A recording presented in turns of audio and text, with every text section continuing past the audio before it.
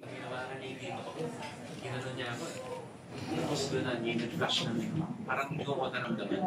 And it so reminded me of this very personal experience ko kung pinamay ko naman. So doon na naiyak ako talaga. Grabe. Ninitig ako na kahit nag-cut na si Derek. Nahirap ako. Dumistahan siya sa kanya. Sa kanya ko naranasan. Hindi natin ganito.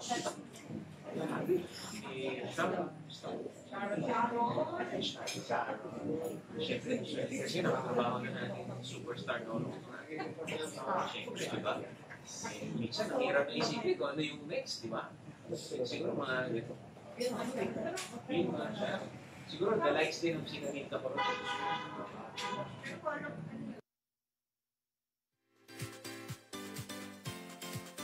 Alam mo, taga-ba't kaya may mga babae talaga na masaya pagbubuntis. Ako nga, yung pinsan ko, mga friendship huwag kang kumilis kasi baka daw malaglag yung baby. Talaga, yung asawa niya kumikilis. Eto, pang ilang anak, pang apat, di ba? Kaya ingat na ingat din, di ba? Nakakawa talaga maging isang ina, no? Kaya dapat mahalin po nyo ang inyong mga ina. Kaya kami mahal namin mga magulang namin, lalo, di ba? May comment sa baba, mahirap din po bang magbuntis si Tito Romel?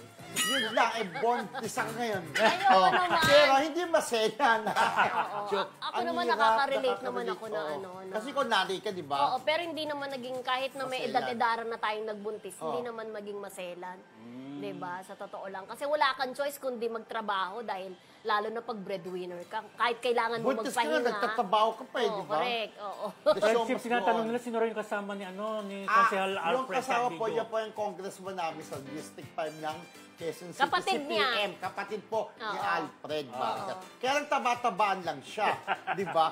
Pero co-producer din siya sa Pieta. Yun, pati si Alfred, di ba? Kaya talagang sila namili kay Ate Gay doon sa pelikula, friends, di ba? Starstruck talaga si Alfred kay Ate Guy, di ba? Dream come to sa kanya na makasama nag-iisang superstar. Ayun, naiyak nga siya. Crying the ring. At alam mo kung sinong gusto pa niya makasama? Vilma Santos, Sharon Cuneta, Hilda Coronel. Pag walang Maricel. Sabi ko na nga, magre-react eh. Mga Alfred. Wala bang nabanggit na Maricel? Dahil nabanggit niya si Diana Subira at saka si Sanya Lopez. Si Maricel. Baka na nawala lang sa utak niya. Pero gusto niya makasama Diamond Stars. At saka ang wish niya sa Metro Manila Film Festival, di ba, pasok ng pelikula ni Sharon. Sana raw pumasok ang Pieta. Di ba? Para may Nora Honor. Sana raw pumasok ang Vilma Santos para maganda. Ayun yung second part na mamimili ulit, di ba? Yung script na. Apat pa, di ba? Sana pumasok ang Vilma, ang Nora. Maganda yun, di ba? Yung Sharon ba with Alden? Pasok na yun papanorin ko yun. Good luck sa movie. Maganda ang mga entries ngayon sa Metro Manila Film Festival. Kasi pagkaya po, nagkasama-sama, Vilma, Sharon, Nora, Sisigla. Sisigla. At maingay. Kikita, Siyempre, maglalaban. Sino ba sa akin? Ay, bakit natalo si gano'n? Mas magaling si gano'n, si ganito.